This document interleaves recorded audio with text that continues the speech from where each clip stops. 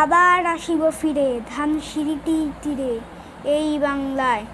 হয়তো মানুষ নয়, হয়তো বা শঙ্খচিল শালিখের বেশে, হয়তো ভোরের কাক হয়ে এই কার্তিকের নবান্নের দেশে। কুয়াশার বুকে ভেসে একদিন আসিব এই কাঁঠাল ছায়ায়। হয়তো বা হাস হব কিশোরীর ঘুঙুর রহিবে লাল পায়, সারাদিন কেটে যাবে কলমের গন্ধ ভরা জলে ভেসে ভেসে।